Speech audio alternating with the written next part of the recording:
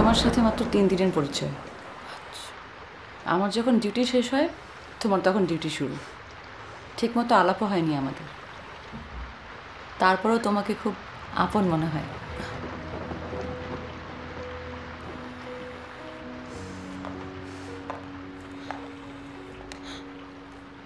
এটা তো তোমার গুণ আপু, তুমি কি সহজে সবাইকে খুব আপন করে নাও। আমি তো এই নার্সিংহোমে নতুন। সেন্ট থমাসের মতো এত বড় মিশনারি নার্সিংহোমে কখনো কাজ করার সুযোগ পাবো আমি তো এটাই কখনো চিন্তা করিনি। সবাই তোমার এত প্রশংসা করে। আমি তোমার সাথে কাজ করার আগে খুব নার্ভাস হয়ে গিয়েছিলাম, ভাবছিলাম পারবো তো নাকি কোনো ভুল করব, দোয়া করছিলাম, বুঝেছো? কিন্তু তুমি প্রথম দেখায় কি সুন্দর আমাকে আপন করে নিলে, আমার সব নার্ভাসনেস কেটে গেছে। ভুল তো তুমি করনি, আমি করেছি।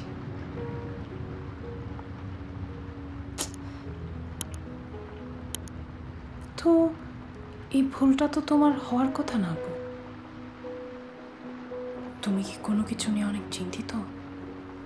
তুমি চাইলে আমার সাথে শেয়ার করতে পারো।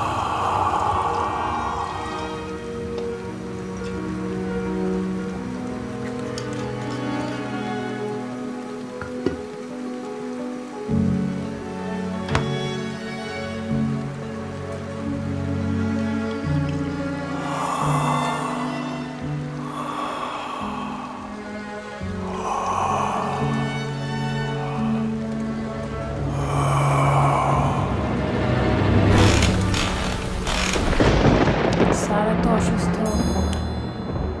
ওনার ওয়াইফ, বাচ্চা কাচ্চা? ভাবি আর স্যারের বনিবনা হয় না।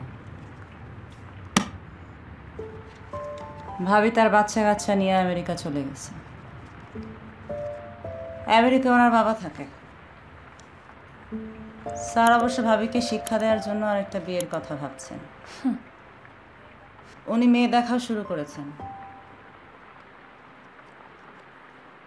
এই যাত্রায় সুস্থ হয়ে ফিরে আসলে উনি বিয়েটা সেরে ফেলবেন।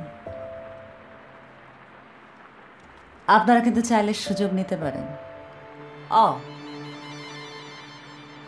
আপনার তো আমার হাজব্যান্ড আছে। Lily, always be beautiful.